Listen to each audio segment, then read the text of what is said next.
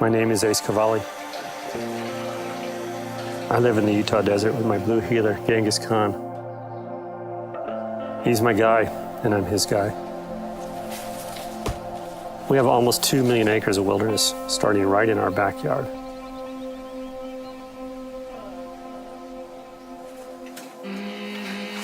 Here you go, Genghis. Sing the blues.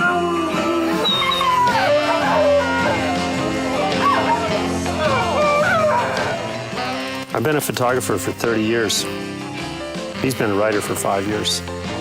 Genghis is also known as the Desert Dog. He's the author of the Desert Dog Adventure blog.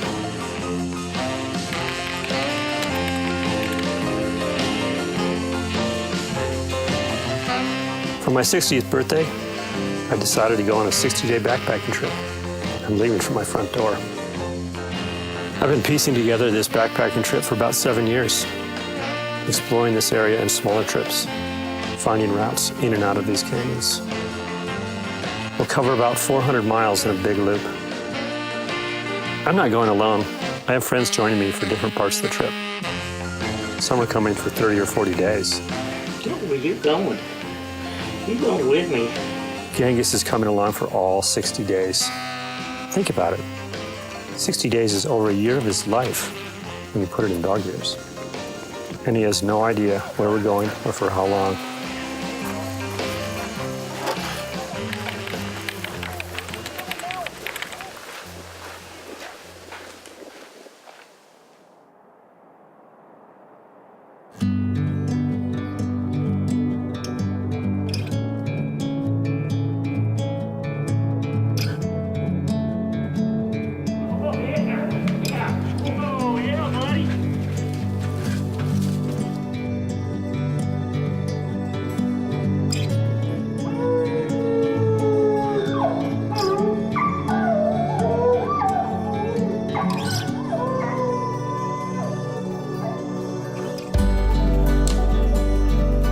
Hiking out here can kick your ass. There's almost no trails.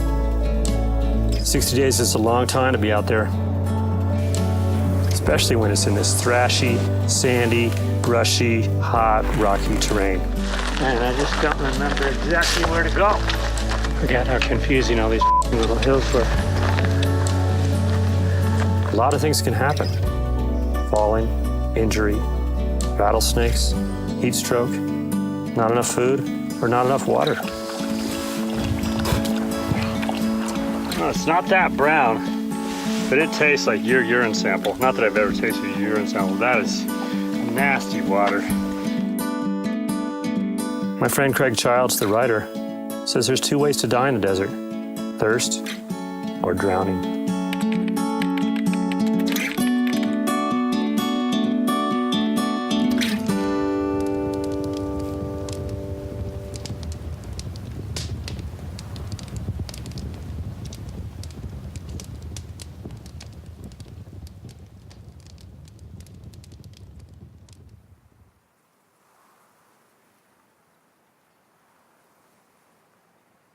There's the guy. There's the guy. Hi.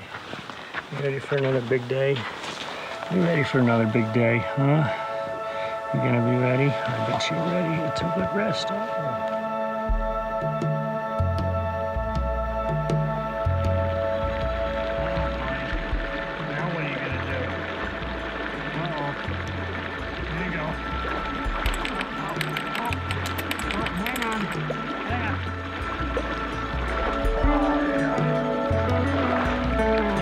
Backpacking is not sexy. Climbing, kayaking, skiing, those are all sexy. Backpacking, just the word sounds like suffering. Backpacking is just a way to get to awesome places. Places you couldn't get to any other way. So you put all your gear on your back and you walk there.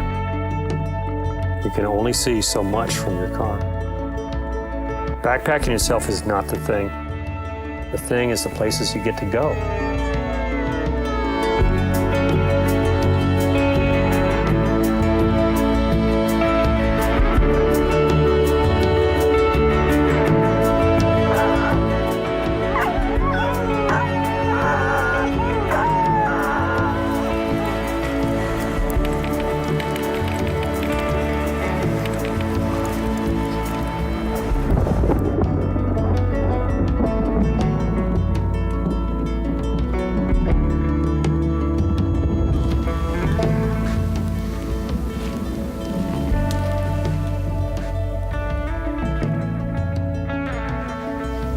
First day.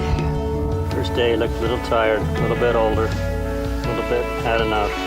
Couple more days, buddy. Couple more days.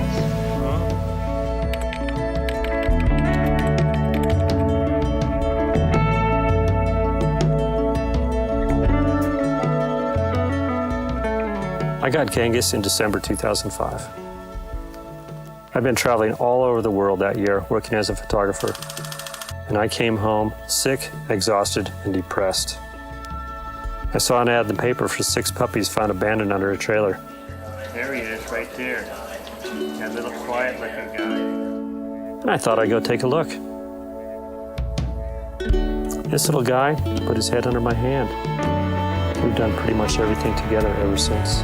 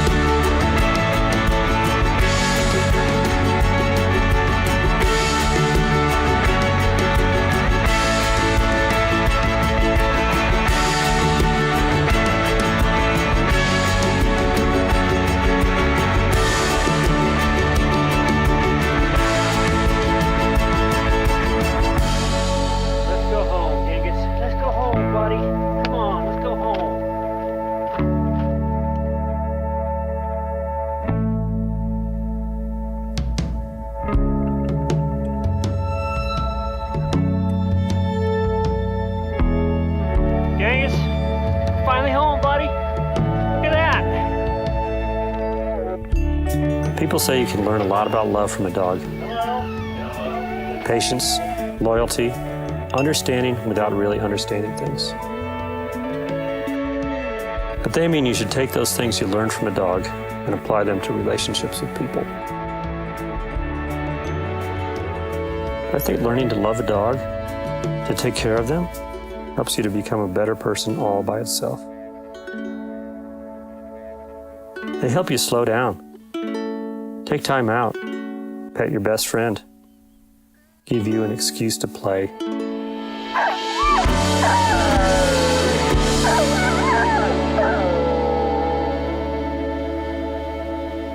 You give them a few years of your life, they give you their entire life.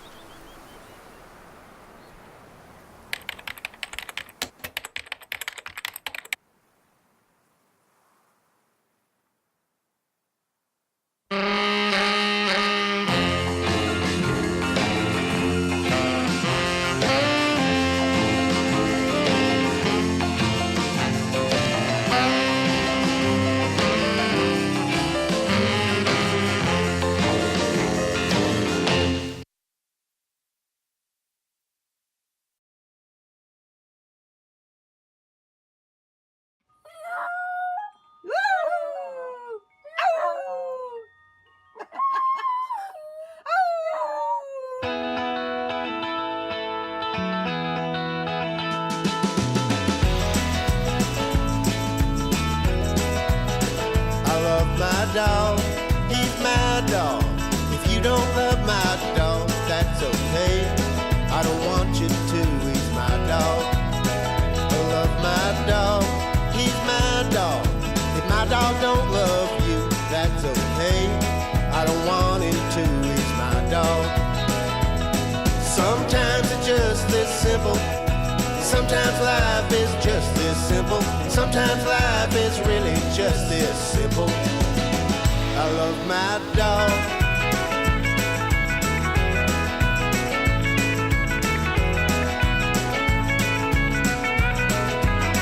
I love my dog. He's my dog. If my dog don't love you, that's okay. I don't want him to. He's my dog. I love my dog. He's my dog. If you don't love my dog, that's okay. I don't want you to. He's my dog. Sometimes it's just this simple. Sometimes life is just this simple. Sometimes life is really just this simple. I love my dog.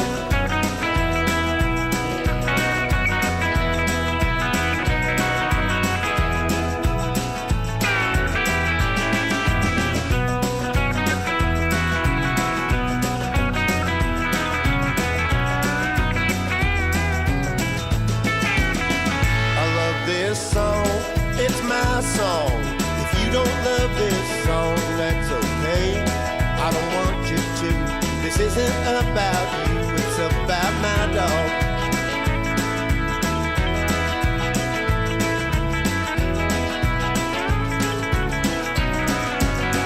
I love my dog, he's my dog. If you don't love my dog, that's okay. I don't want you to, he's my dog.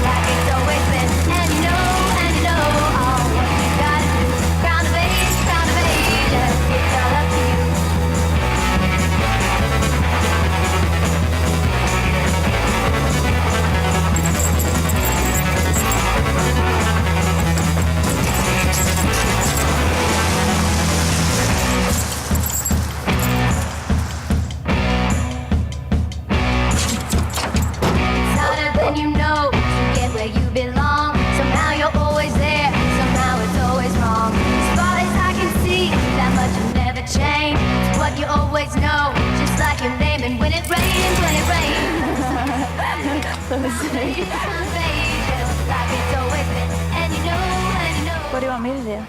Yeah, look, you can stand right there. Oh, sweet.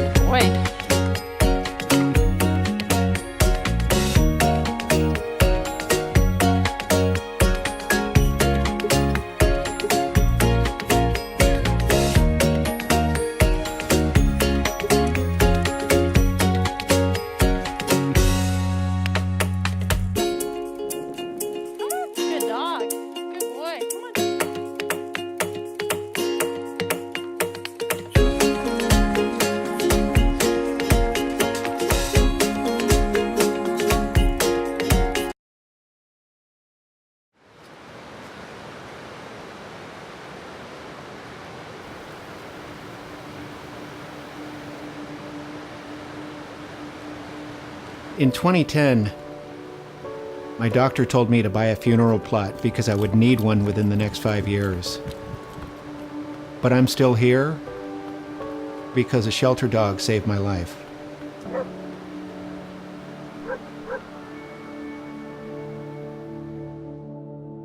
When people see a photo of who I was 5 years ago, they can't and often don't believe that it's me. My weight had crept up to 340 pounds. My blood pressure was through the roof, super high cholesterol. I had type 2 diabetes, and I was taking over $1,000 worth of medications a month. And I just felt really uncomfortable around other people. I became separated from society, and I just stopped living. I went on a business trip. You know how small airplane seats are? I could barely squeeze into one, and basically I'd spill over both sides. They had to delay the flight because they didn't have a seatbelt extension that would fit me.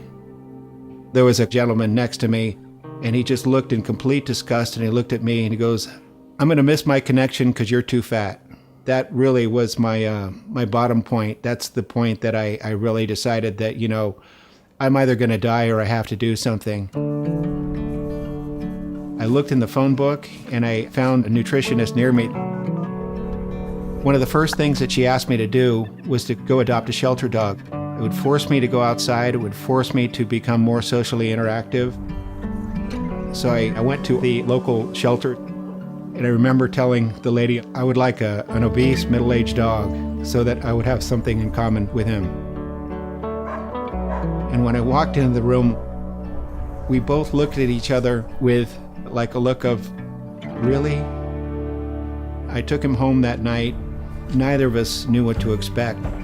And over a period of time, we really formed an inseparable bond, and one that I'd never really experienced with another person or animal or anybody.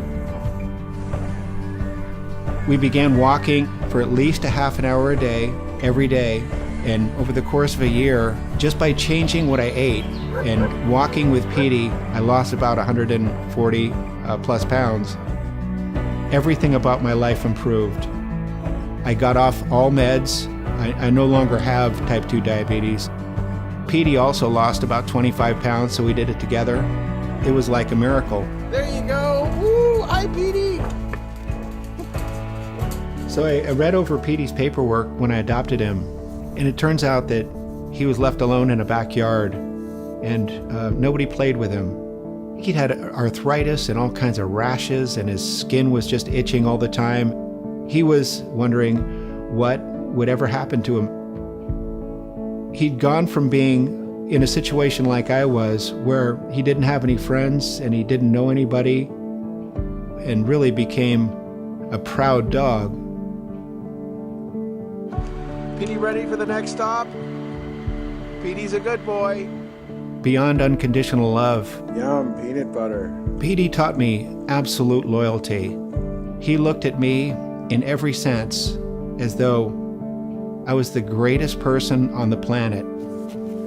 I decided that I wanted to be the person who he thought I was. One of the things that I dreamed of doing was running a full marathon, and he looked at me like, "You can do it," and I went out and I did it. This entire process brought me out of my shell and made me a different person.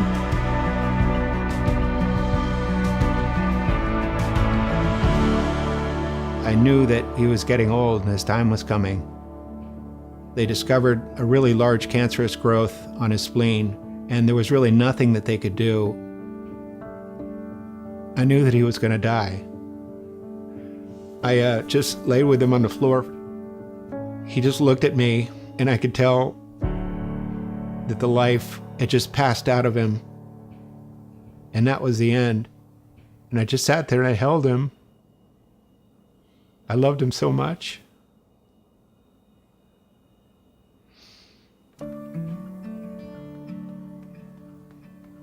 I just was so sad. And, you know, I'm still not over it. About 6 months later, after a race, suddenly just came into my mind, just drive over to the shelter right now. And I did. There was a dog that had been put in the adoption pen 4 minutes earlier. His photo wasn't on the wall. He wasn't on the website. And I just looked at him and he looked at me and he went, it was like, dude, let's get out of here.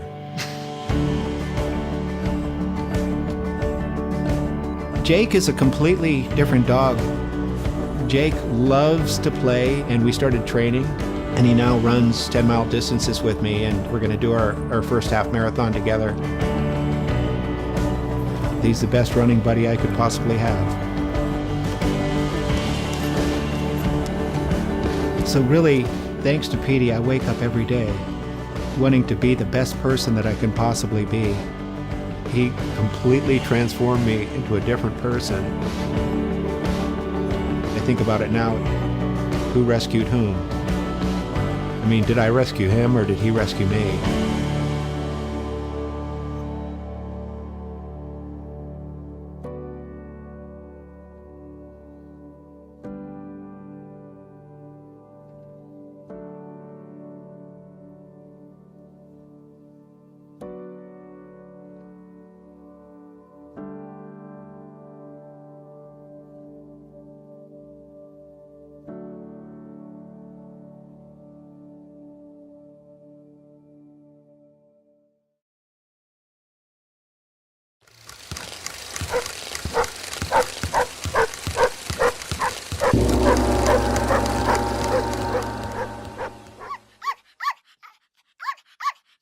Here, boy. Come here. Come on, boy. Baby. Come on, boy. Here, boy. Come on. Come on.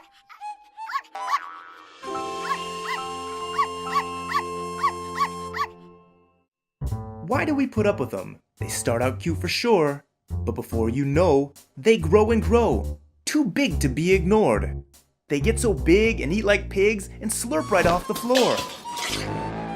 They grow so large, think they're in charge. It's a never-ending chore. They leave the yard and pull too hard, like they've never walked before. So why do we put up with them? Let me tell you more. They jump on chests and scare the guests and sniff you when they meet. They go out back like they're on crack and bring in crazy treats. They act like kings and take your things. At night it just repeats. It's like they're bred to hog the bed and even steal the sheets. They bring in fleas and pee on trees and run around in heat. Why do we put up with them? We don't know when we're beat. They scratch the floor and smash the door and howl from dusk to dawn. You go outside just to find huge piles on the lawn. They sniff ding-dings and lick their things and drink out of the john. While you're at work, they go berserk and wreak havoc when you're gone. They mark and bark and fart and barf. The list goes on and on. But I know why we put up with them. There's too much room when they're gone.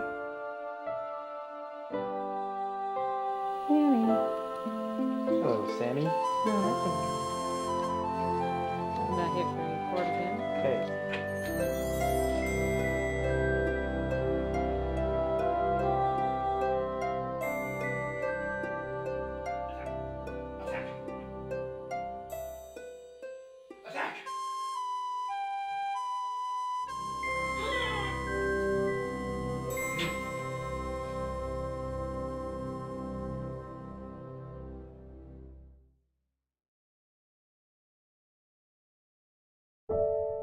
From about age 3, I kind of noticed something was a little off. Watching the ceiling fan, temper tantrums, would never hold my hand, ever. Would never cuddle.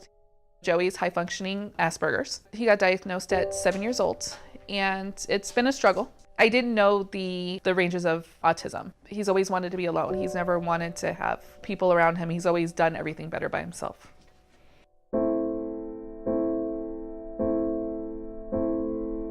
I found out that I was autistic, and it was about in 6th grade when one of the TAs at the school told me.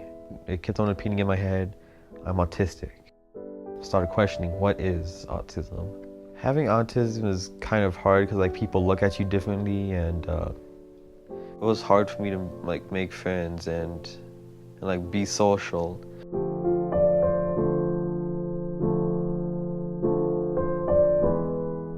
And one day I came across a Facebook post from Best Friends Animal Shelter. It was Saturday morning after Thanksgiving at 7:30 in the morning. Rushed down to the animal shelter, asked to see her, and it was love at first sight.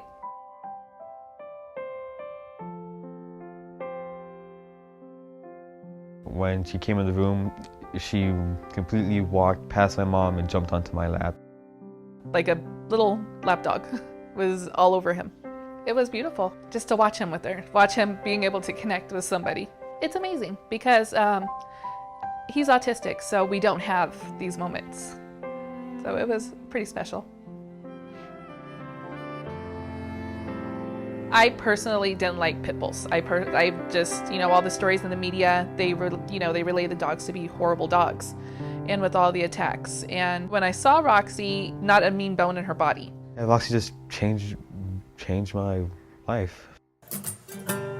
Joey's attitude with me has changed. As far as his love with me, now he wants me to hug him. Now he wants me to kiss him. He wants to lay in bed with me. He wants to hold my hand. And these, again, are things from Joey that I've never received. It's amazing to see how one animal can come into the home and open up his heart and make him more lovable. Me and Roxy are like perfect for each other. I'm actually great with people because of Roxy. She's opened up my heart a lot more. She completed our home. There was something missing. There was something missing with my son. She just kind of came into our world and made it better. Pit bulls get a really bad rap. Children with autism get a really bad rap. And you put these two things together and you see how amazing they can be together.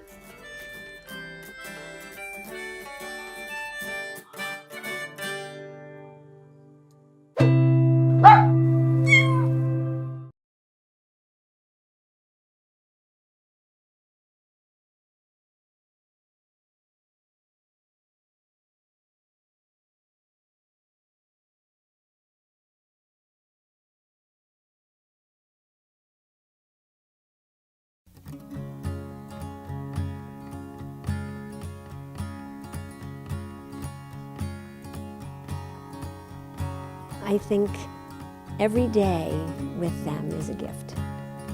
Every day. And it's family. It's not like an animal, it's part of our family. Hey, Sam. If you could talk, what would you say? More treats, please. I would like to play with my toys. Right? Oh boy, I don't even know what she would say. Let's see. What would they say? She'd probably tell you to leave her alone and let me sleep. I think Thunder would basically be like, I love you. Did I say that already? I love you. I love you again. I love you some more. Yeah, that and then rub my butt. If Hannah could talk, she would say, oh my God, why did you have 3 boys? And then she'd immediately follow it up with, thank God you had 3 boys. Because those are her boys. The best part of my day is to share this love and experience the unconditional love that flows between the amazing animals and us fortunate human beings who get to experience that. Oh, it's all about love. They are the most unconditionally loving creatures. They want to be part of you and allow themselves to be loved by you, and they give so much love back. You always hear people say, oh, I love people unconditionally. Well, nobody ever really actually does. Everyone's always got conditions. Dogs really don't. That's true about dogs. It's just that unconditional nature that they have. They're part of your herd, and the more you grow and your family grows, the more their love for your family grows. But dogs are just, I don't know, they're so joyful and unconditional.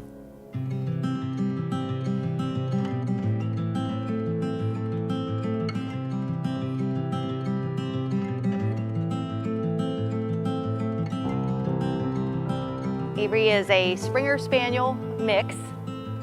She's going to be 18 years old in March. She has given me more than I could have ever asked for. They talk about that connection you have with an animal.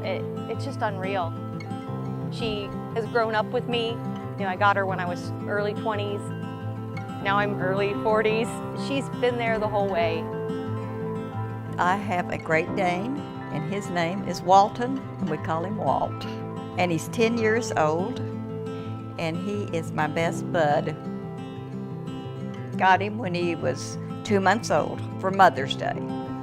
He's been by my side ever since. He's special wherever he goes, and he knows it. He puts a smile on people's face, for sure, for sure. He is my companion. I talk to him just like I do a person. Yeah, he's a sweet one. I've had a lot of great people in my life, but I don't think I've ever had anyone who's given me as much as Hannah's given me. She's been through all 3 of my pregnancies with me, with every moment and milestone with the boys. I think she might have even known I was pregnant before I was pregnant the first time. She's now 11. She was 11 in July, so I call her, she's a service dog that's temporarily out of service now, so. She probably is the only dog living in a monastery as a service dog that I know of anyway. She's wonderful, and I just thank God for her because she's a blessing. I was walking past her kennel and she would start to wiggle like crazy. And it was like the 2 parts of her body weren't connected. You know those toys that have the slinky in the middle? It was like that. I was 27 years old when I adopted her. All sorts of crazy stuff happens in your life from mid to 30s. I'm hoping she'll make another couple years and get me to 40. But the things that happen in that time frame, it's amazing. You get your heart broken a bunch of times. I moved a bunch of times. I've traveled the world, and every time I come home, she's there, the double wiggle. That's, I think, the thing that's amazing about having a dog for the long term is that you get that every day for however many years you have them.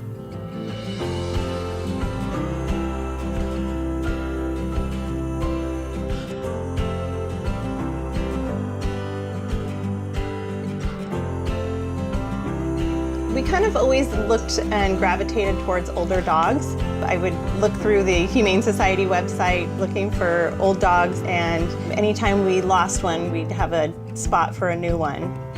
Our first senior dog was about 11 years old, and I had seen him at an adoption fair. We just started seeking out the old ones when we realized, this is what we're supposed to do. I've always wanted my own dog, and I didn't imagine that I would get a 13-year-old dog as my first dog, but Spur she's one of a kind. Oh, here comes Lulu. Tumbling. Don't miss the action. Come here, babe. It's interesting because I have had Thea since she was 2, and now she's 13. It's an interesting thing to see the evolution from puppy to senior, but it's even more interesting to intercept them. There's a certain kind of sadness that comes with it. I think all rescue dogs kind of have a sense that you have saved them, and they'll save you right back kind of thing. Lucille's been an amazing lesson of not giving up on somebody because they're sick or not well, or they've already had a really long haul, and it would have been easy to give up on her. When we first got our dogs and were walking them around the neighborhood and introducing them to people, and everyone was like, "Oh my gosh, I can't believe you adopted a senior dog."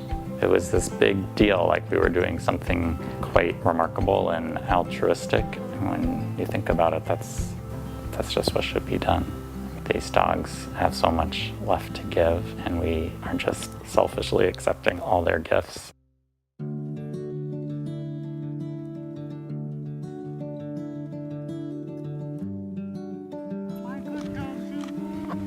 My babies, who I love and adore.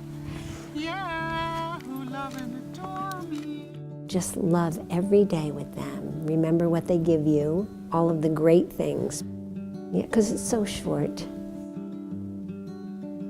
But Olivia's going to stay forever. We're sure of it, right? Right?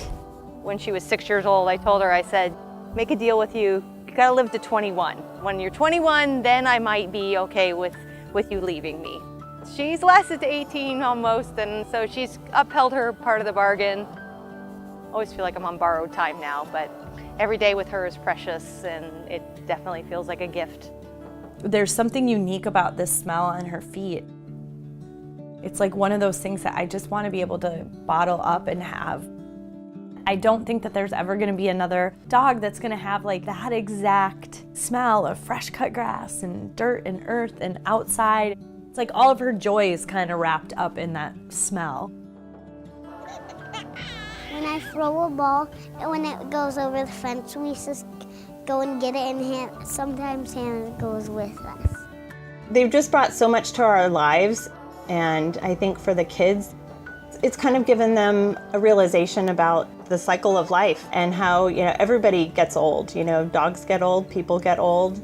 It doesn't mean it's any less valuable.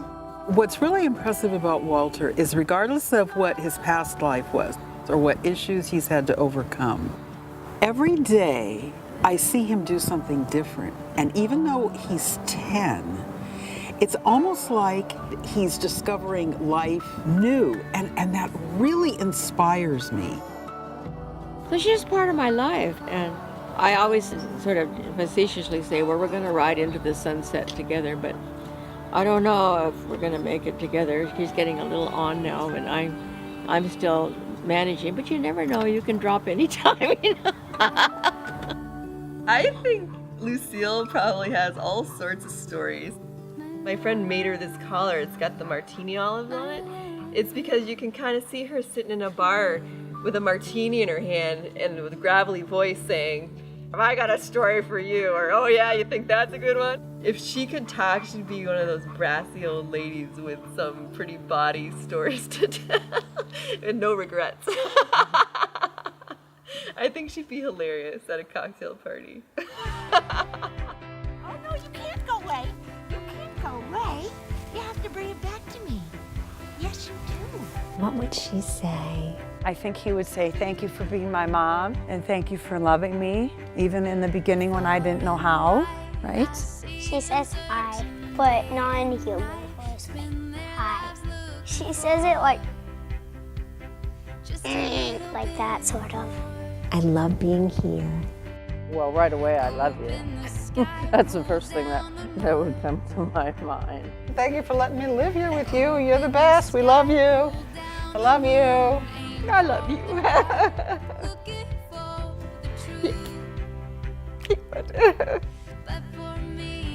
To love an animal is such an amazing thing. They teach us way more than we teach them. I think it's the capacity that dogs have to be in the present, to live in the moment. They don't live in the what if, they live in the right now. And that's something that all of us need to learn more about. Why would you say no to love? Even a week. Love doesn't matter whether it's a week or a month or a year. It's the same intensity. It's the same gift. I think that we've learned how they are so human, that they bring so much to your life, so much love. And these guys, they're just like a connection. And they're an extension of our hearts and our souls. There's no question dogs have changed my life. They've given me the story of my lifetime. I think spending time with dogs teaches us more about what it means to be human. Hey, Spot! Spot, sing! Sing, Spot!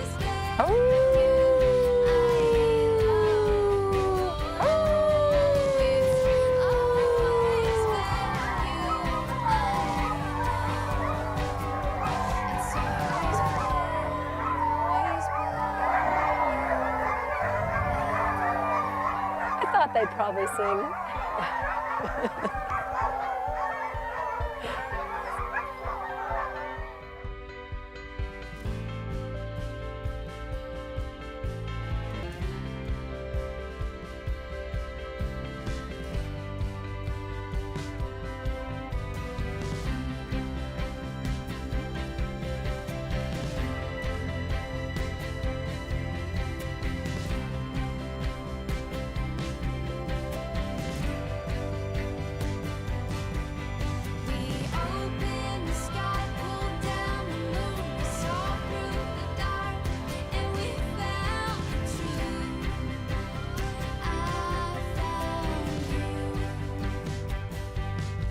swear they just get sweeter and sweeter and sweeter and sweeter, and then that's when they go to their next world.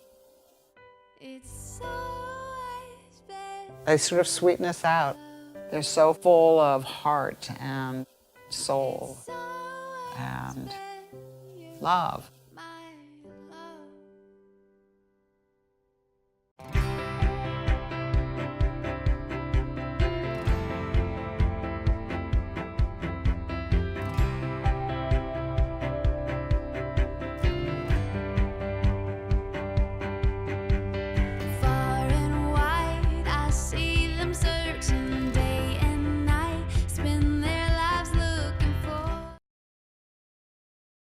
Thank you.